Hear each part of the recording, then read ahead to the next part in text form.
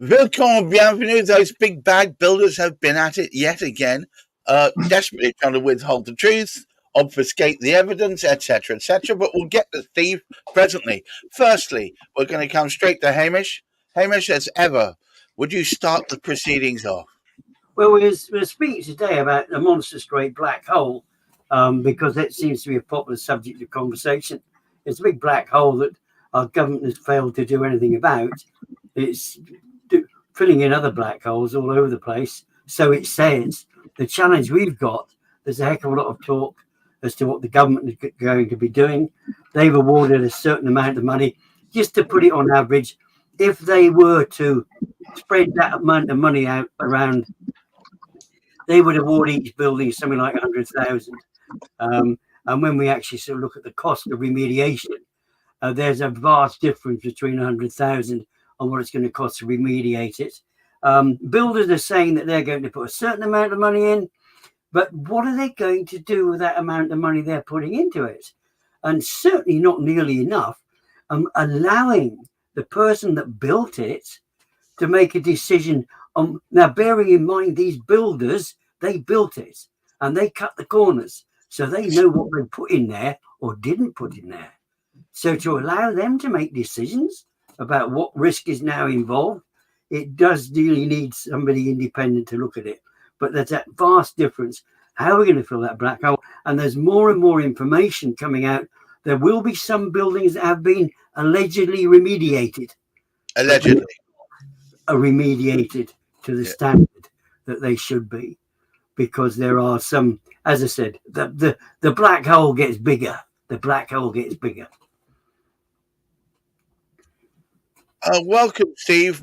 Once again, what's the good word? Apparently, you have a new list of defects for us.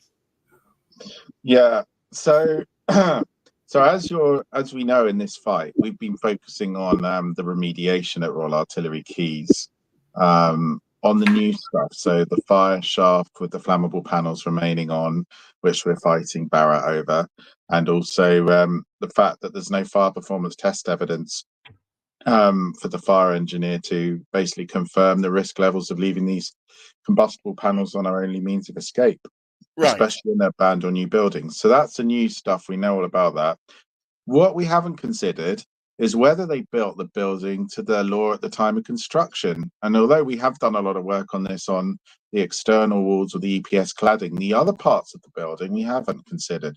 Well, we've done a bit of work this week, and we found out some very, very, very alarming information. So back in 2019, 5 years ago, Greenwich Council checked the fire stairs at Royal Artillery Quays and wrote to the managing agent, Rendell and Rittner, and said that these works, this is what they wrote. I'll read it out just because it's quite powerful. So this is Greenwich Council's Building Control Department writing to Rendell and Rittner, who is responsible for our safety.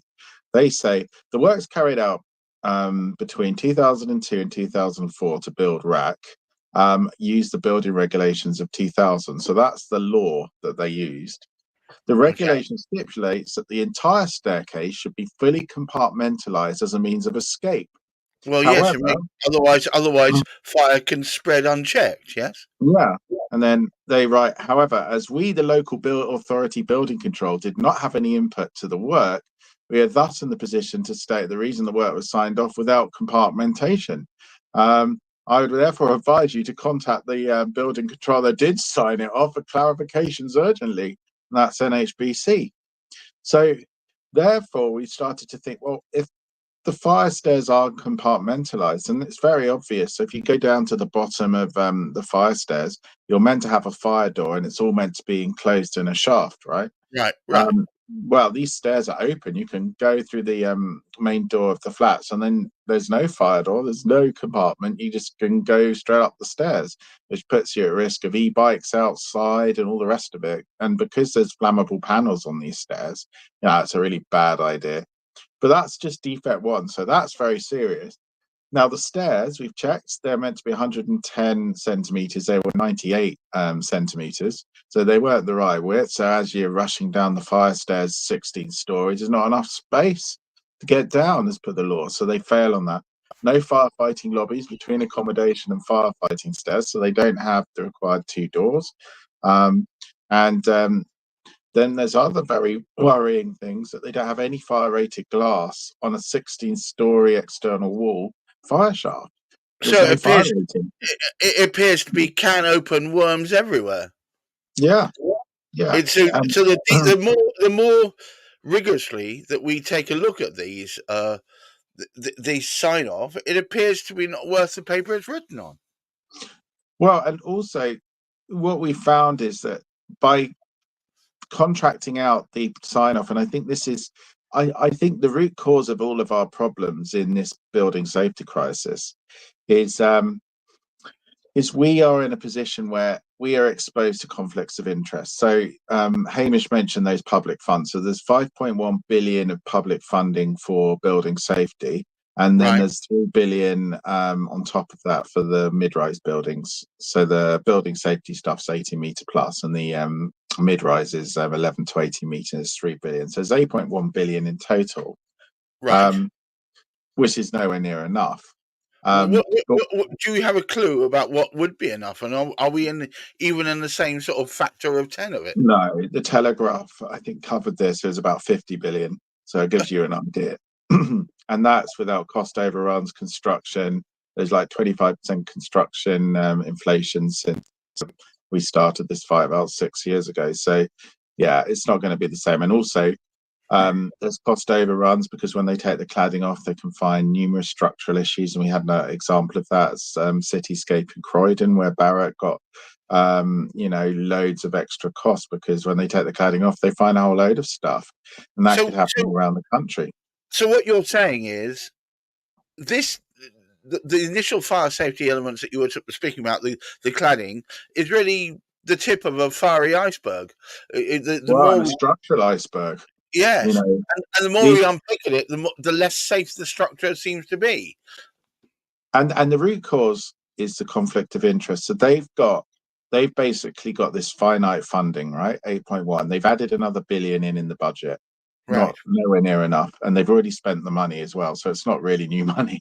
But the problem is they've watered down the standard to make that money go further, because if you've only got 8 billion, then if there's 50 billion of work, and we don't have a confirmation if even that's realistic, but if that's the case, then you've got to water down what's done, haven't you? And that's what they've done with this PAS standard. So they benefit from that. They create the standard because they're the government, but they also have got every interest want to save the money. So they want to do less work. And then you've got the builders that definitely want to save the money and do less work. So you've got two conflicts of interest. Then you've got an underfunded building safety regulator with a dodgy standard they can just wave things through. I hope they don't do it in our case and the many others that are facing their review. But, everything is against them to succeed. All right. Well, let me stop you there, Zahrah. Our friendly neighbourhood, if slightly jaded lawyer. Can you please tell me this cannot be legal? I mean, as conveyancers, we're accepting what we're given at face value. So if the developer says it's safe, we're entitled to rely on that as being safe. But a lot of people, they're too buried in their work to question the documents they're being given.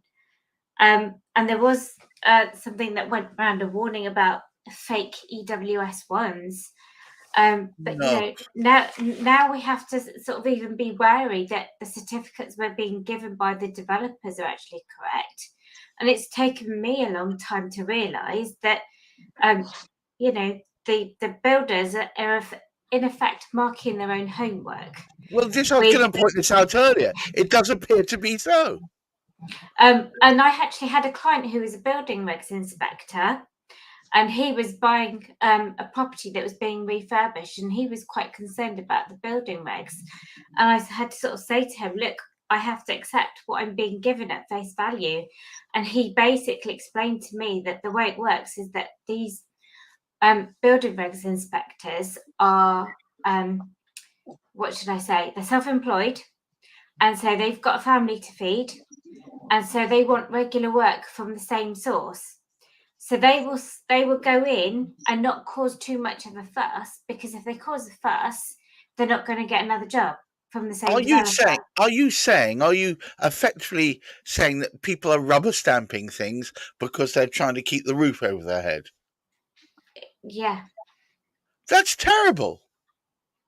I mean, Wendy, we've all got families to feed. well, But absolutely. you know, those guys need to question themselves, as I said earlier. Commerce over morality. You know, they're going to have people's deaths on their hands if, you know, say for example, if Steve's buildings caught fires. And as I sort of said in another post, I don't want clients that are turned to toast. I'd like them to come back and use me again. Well, yes, it's difficult when they're in cinders. Wendy, this is ridiculous, but I suspect, given the cynical world in which we live, you're not altogether surprised. I'm not altogether surprised, but it does astound me that it seems in any other industry, if it's discovered that there are defects or something that's unsafe in the product that you are creating, then you would actually, or there would be recourse. So you would have to recall those products to make them good, to repair those defects, and make them safe for the public. And for some reason or other, that whole safety first ethos seems to have completely bypassed the building industry.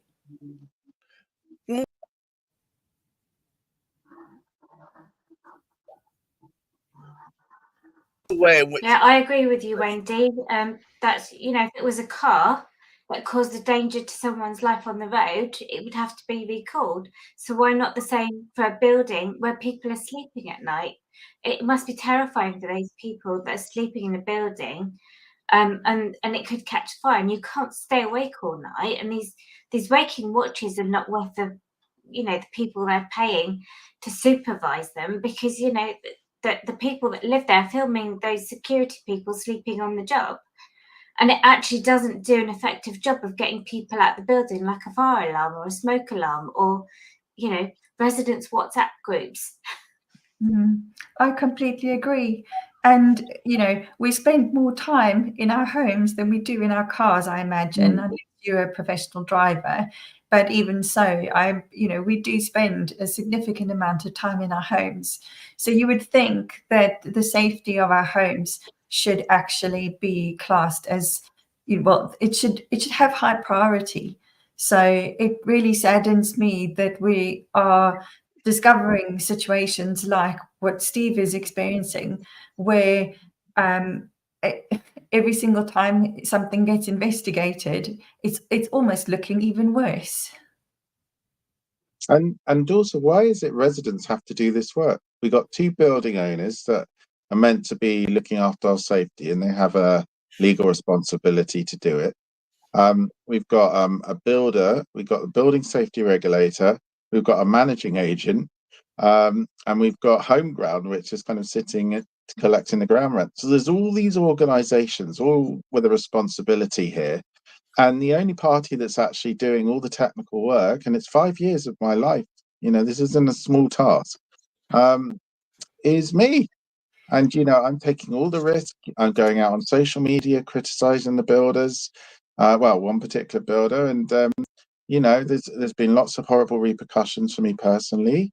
And yet no one is doing anything. And I phoned up the London Fire Brigade and talked to one of their senior officers, and he basically said, you've got to go to the building regulator, but they are the enforcing authority. They could issue at any point an enforcement notice against that builder to remediate the stairwell so that they're lawful at the time of construction. They could do that right away, and they are sitting on it. And, you know, I've escalated it, and they're finally looking into it. But this could be our lives tonight.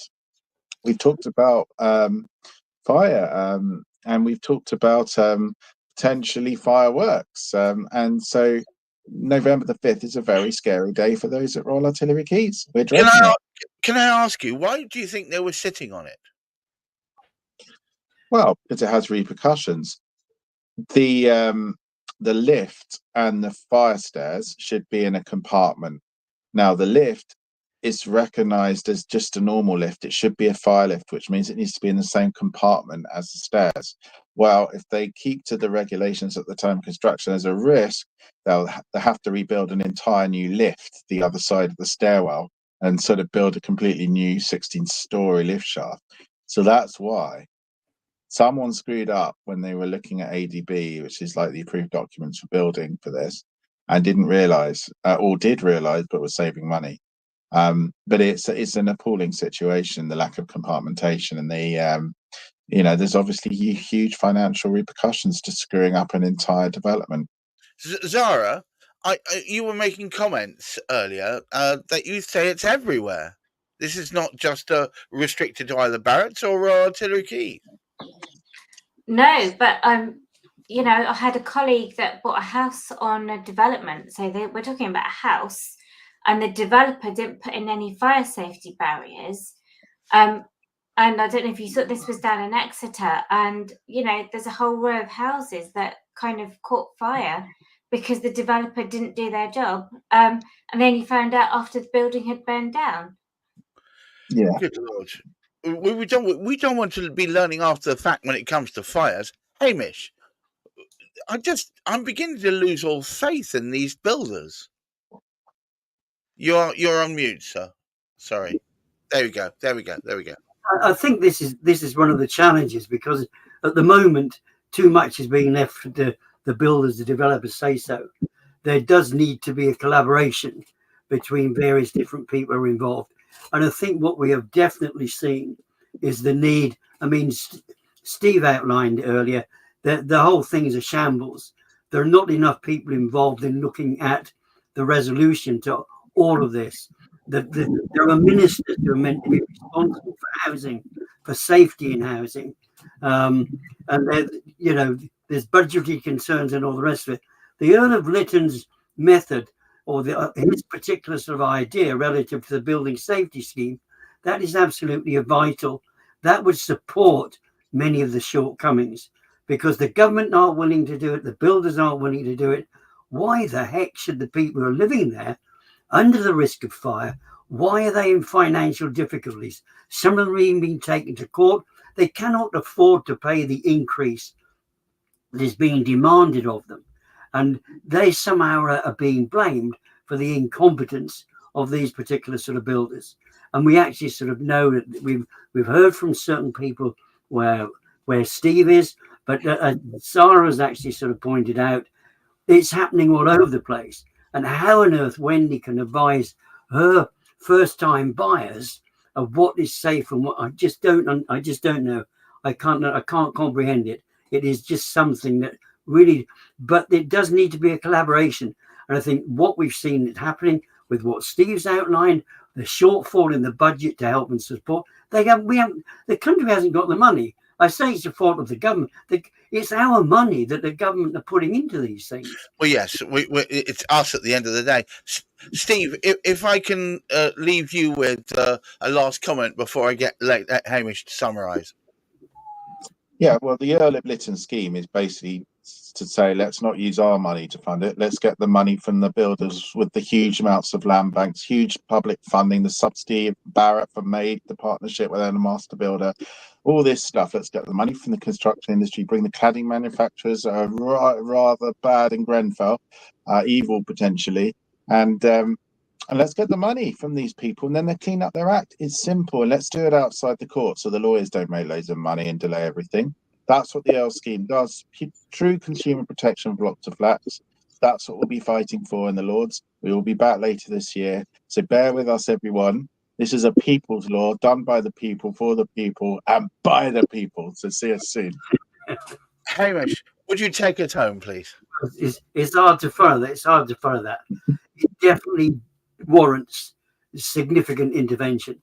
And more than that, it definitely needs more people to be aware of the dangers that have been created, and people are living. We know already it is not just the fire that kills people. Anxiety kills people as well. We have actually seen at least one suicide as a direct consequence of this, and several other people have actually died with nervous breakdowns and all sorts of other things. It has to be sorted out. Wow. Well, on that bombshell, I'd like to thank all our contributors today. Of course, Steve Day in his ongoing fight. Zahrah Aullybocus, thank you so much for your excellent knowledge. Wendy Gibson, there on the front lines, seeing it actually as it actually happens. And of course, Hamish McLay, who helped me set up this channel in the first place. To all of you out there, there's good stuff coming. I know Steve will win through. He's a man of rare qualities. He's going to keep pushing till he succeeds, if only for his own sanity. But let's face it, so many others will benefit from it. We're here every Friday examining the latest changes in this ongoing saga. But until then, please try and make sure you keep your feet on the ground, keep reaching for the stars, look after that mental health. We're going to get there, but we just have to keep pushing. Consistency and pressure, I guess, is the way forward. Until next week, I wish you well. Have a wonderful weekend. Goodbye. There's a tale about some folks with hammers and some nails. They'll polish you the moon, but their word always fails.